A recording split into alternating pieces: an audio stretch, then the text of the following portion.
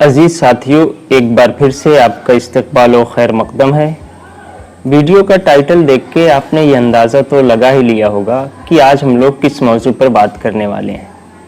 आपको इतना बता दूं कि आज का जो हमारा मौजू है वो इंतहाई दिलचस्प और कारआमद साबित होने वाला है, तो इसलिए आप लोग मेरे साथ आखिर तक बने रहें।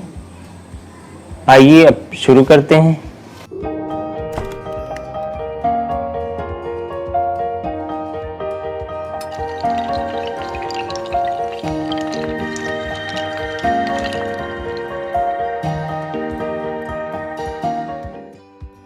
शायरी यानी पोइट्री में जादू या करिश्मे, मैजिक, मिरेकल्स, मोजज़ात ये चीज़ें होती भी हैं या नहीं, हम लोग आज इसी मौजू पर गुफ्तगू करने वाले हैं।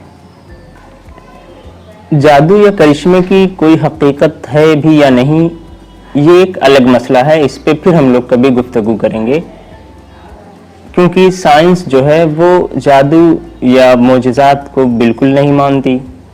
इसी तरह से जो मजहबी किताबें हैं या जो रिलीजन्स हैं, आप देखेंगे कि उनमें इन चीज़ों को माना जाता है। यानी मजहबी किताबों में भी आपको मोजज़ात का, करिश्मों का जिक्र मिल जाएगा, या उस मज़हब के जो मानने वाले हैं वो भी कहीं ना कहीं मोजज़ात पे और करिश्मों पे यकीन रखते हैं, उनका अक़ीदा होता है।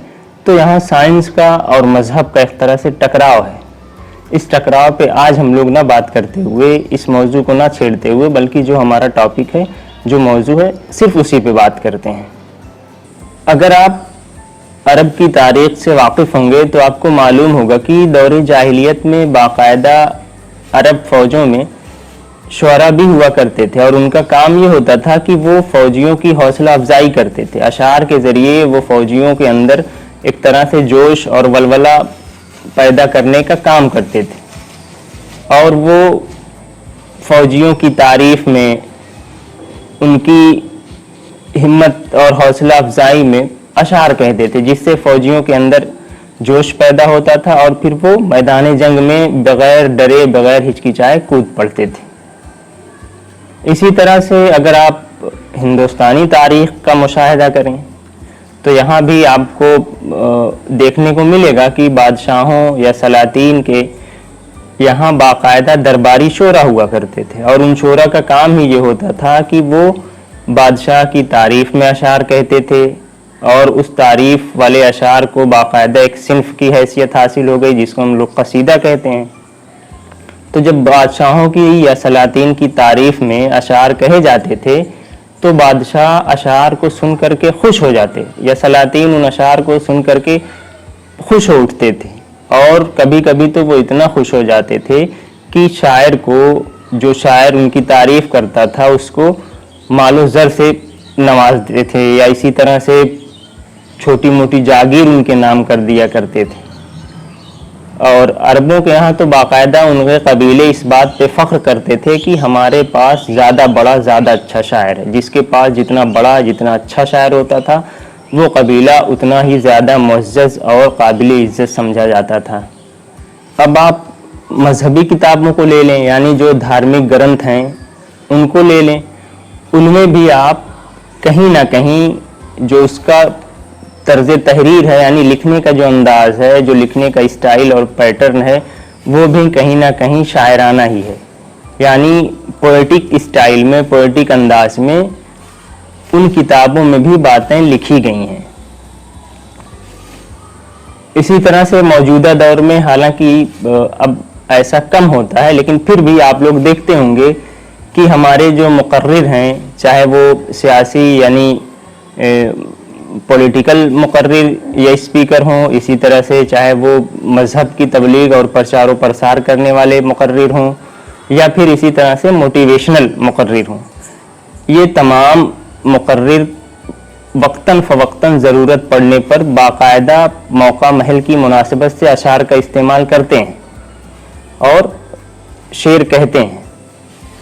दर्ज बाला जितनी भी मिसालें दी गई हैं, उनमें आपने देखा कि किस तरह से शेरी अंदाज अपना करके लोग अपने मकसद की तकमील किया करते थे। यानी वो जो काम निकालना चाहते थे, वो काम निकालने में उनको सहूलत होती थी। تو ظاہر سی بات ہے ایسا یوں ہی نہیں ہوتا تھا، بلکہ جان بوجھ کر شعری انداز اختیار کیا جاتا تھا۔ اب اشعار میں واقعی میں کیا یہ صلاحیت موجود ہے کہ وہ لوگوں کو مسحور کر دیتا ہے، ان پہ ایک طرح کا جادو کر دیتا ہے یا نہیں؟ اسی موضوع پہ ہم لوگ آج بات کرنے والے ہیں۔ تو آپ کو بتاتا چلوں کہ اشعار کے اندر بہرحال متاثر کرنے کی اور امپریس کرنے کی صلاحیت موجود ہے۔ آپ اشعار کے ذریعے سے کم لفظوں میں زیادہ باتیں کہہ سکتے ہیں، یعنی شارٹ میں کہہ سکتے ہیں۔ ایک فائدہ اس کا یہ، آپ بڑی لمبی چوڑی تقریر کریں اور اس تقریر کا جو خلاصہ ہے، جو لب لباب ہے، آپ اس کو ایک دو شعر میں بھی بیان کر سکتے ہیں۔ اب آپ ادب پہ اگر ایک بڑی طویل تقریر کر دیں اور پھر اس تقریر کے بعد ایک شعر پڑھ دیں کہ ادب ہی سے انسان ہے، ادب جو نہ سیکھے وہ حیوان ہے، تو اس شعر کے اندر ادب کے متعلق سے ساری باتیں آ گئیں۔ تو شعر کا یہ فائدہ ہوتا ہے کہ اس میں بات شارٹ میں اختصار کے ساتھ کہہ دی جاتی ہے اور سمجھنے والا پوری بات کو بآسانی سمجھ جاتا ہے۔ اشعار کا تعلق بلکہ ادب کا تعلق اور ادب ہی کا ایک حصہ اشعار بھی ہے۔ تو اشعار کا تعلق اور ادب کا تعلق فنون لطیفہ سے بھی ہے۔ فنون لطیفہ کو ہم فائن آرٹس کہتے ہیں، یعنی ایسا فن، ایسا آرٹ جو جمالیاتی حس کو متاثر کرے، یعنی ہمارے اندر جو خوبصورتی کو، جو اچھائی کو محسوس کرنے کی صلاحیت ہے، اس صلاحیت پہ ڈائریکٹ اثر انداز ہوتی ہیں یہ تمام جو فنون لطیفہ سے تعلق رکھنے والی اصناف ہیں، جیسے سنگ تراشی ہے، مصوری ہے، موسیقی ہے۔ ان تمام چیزوں کا تعلق فنون لطیفہ سے ہے۔ شاعری کا بھی تعلق فنون لطیفہ سے ہے۔ تو فنون لطیفہ کی یہ خوبی ہوتی ہے کہ وہ سننے والے کے دل کو متاثر کرتا ہے۔ وہ بھلے ہی بات کو پوری طرح سے نہ سمجھ سکے، لیکن وہ متاثر ضرور ہوتا ہے۔ اور فنون لطیفہ کی یہ خوبی بھی ہوتی ہے کہ اس میں باتیں باریکی سے اشارے میں کہی جاتی ہیں۔ جو شخص اس فن کا ماہر ہوگا وہی پوری بات کو آسانی سے سمجھ سکے گا۔ ہر ایرا غیرہ نتو خیرہ اس کو پوری طرح سے نہیں سمجھ سکتا، لیکن پھر بھی وہ اس سے متاثر ہوگا۔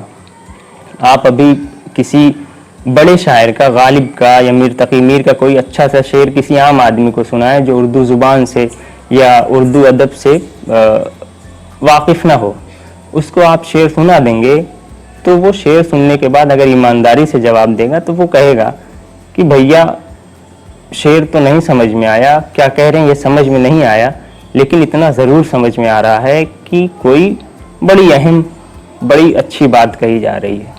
تو وہ بھی کہیں نہ کہیں جمالیاتی حس کا استعمال کرتے ہوئے یہ اندازہ لگا لیتا ہے کہ کیا بات کہی جا رہی ہے۔ تو یہ اشعار کی خوبی ہوتی ہے۔ اب اشعار کا ہماری تہذیب سے بھی تعلق ہے۔ اگر ہم اس ٹاپک پہ بھی بات کرنا چاہیں تو اس پہ بھی بات کی جا سکتی ہے، فی الحال ہم لوگ اس پہ بات نہیں کریں گے۔ اور تہذیب سے کٹ جانا، تہذیب سے ہٹ جانا، یہ کتنا نقصان دہ ہے آپ لوگ اس کو بھی جانتے ہوں گے۔ قدیم دور میں جب ادب کا، شعر و شاعری کا بول بالا تھا تو باقاعدہ شعر و شاعری کے ذریعے سے لوگ ایک دوسرے کے اوپر طنز کرتے تھے، اس کی خامیوں کو بیان کرتے تھے اشعار ہی میں، اس کو جلی کٹی سناتے تھے جس کو ہم لوگ حجو کہہ سکتے ہیں، یا اسی طرح سے جس میں تعریف کی جاتی تھی اس کو قصیدہ کہا جاتا تھا، جس میں جلی کٹی سنائی جاتی تھی اس کو واسواخت کہا جاتا تھا۔ یہ تمام اصناف تھیں۔ اب ایسا نہیں ہوتا۔ اب تو سیدھے اگر کسی سے کسی بات پہ بحث ہوتی ہے تو بات چیت کی گنجائش اس میں ختم ہو جاتی ہے اور فوراً لاٹھی ڈنڈا، گالی گلوچ تک بات پہنچ جاتی ہے۔ پہلے ایسا نہیں ہوتا تھا۔ پہلے لوگ ایک دوسرے کو کٹی جلی سناتے تھے، بحث و تکرار ہوتی تھی اور ایک ادبی ماحول ہوا کرتا تھا۔